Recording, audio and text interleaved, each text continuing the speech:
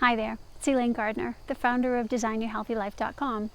The last video that I made talked about developing a sixth sense and getting to understand the deeper, not so obvious signals that your body is sending you when you're eating food. And I'd like to dive deeper into that topic today, because even if a food is really healthy, it may not be right for you.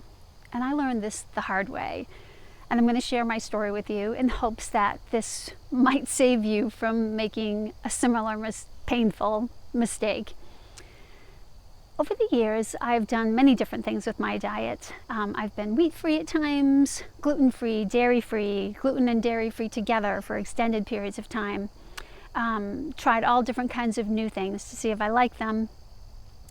And particularly, I was interested in taking grains out of my diet a few years ago because it's something that I've really had an addiction to, not for a while, but for many years in my life, where my diet was very wheat-based. I was eating pasta and crackers and granola bars and cookies and all of those kind of things many years ago, before I made the commitment to get healthy.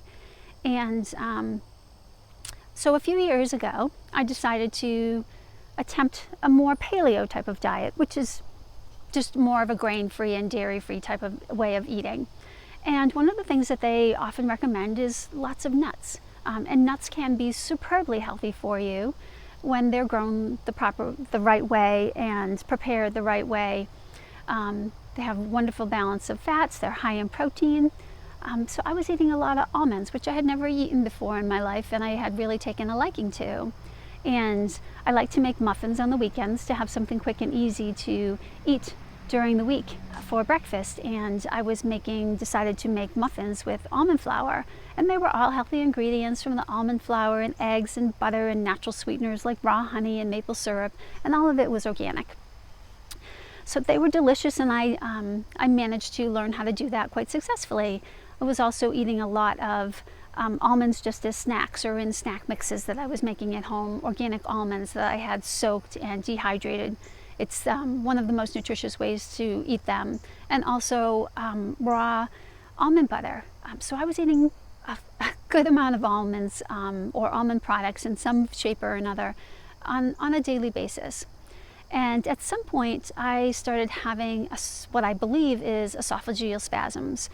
So when I was eating at times, I would have this incredibly painful constriction in my upper chest, where the food that I was eating would literally just stop. And I was having a hard time breathing, and I would have this pain that would irradiate through my whole upper chest. And I would just have to sit and breathe deeply. And sometimes I could get a sip of water down to make it pass more quickly. And it was very random. So I had no idea where it was coming from. But over time, I started to suspect that it was potentially related to the almonds. And I'm not even sure why I had that suspicion. But sure enough, as I took the almonds out of my diet, the esophageal spasms, or whatever that incredible chest pain was, completely went away. And I don't have that problem anymore. I don't eat almonds, or I assume there's probably other nuts that I'm highly intolerant to as well, so I don't eat nuts on a day-to-day basis as a general rule. I can tolerate small amounts, so I'm very fortunate because I'm not anaphylactic. It's not life-threatening for me, but I do much better when I avoid nuts. And if I'm out in a restaurant and I start to get that constrictive pain in my upper chest, I know there's something in the food that I'm eating that is bothering me, and I typically stop eating whatever I'm eating. So I think it's a really important lesson to remember. There's a lot of people talking about superfoods, and this is healthy, and you should have this in your diet. But just because it's a healthy food doesn't mean it's healthy or right for you. And to develop that sixth sense and that awareness about your body when you're putting those foods into your mouth, again, even the supposedly super healthy ones, they may just not be right for you. And the more you pay attention and align with what your body is calling for, the better you're going to feel. And I was just thinking a few minutes ago, while I was having an incredibly delicious lunch, that I know a lot of people struggle with what to eat or don't like to cook. And I know there are so many challenges and so much misinformation, and it's one of the things that I'm really trying to help you with. But I encourage you to have a love affair with food.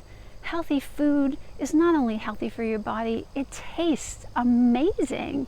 And you should just be enjoying and relishing eating and planning and finding good and delicious foods. And of course, this doesn't happen to be at every meal that you're just completely in love with what you're eating. But healthy eating really should be a very, very pleasurable experience. I'd love to hear your thoughts on this. If you've had any similar types of situations, if there's something in particular that you're struggling with, I'd love helping you out. So scroll down, leave me a comment, and I promise to get back to you. I'd appreciate hearing from you.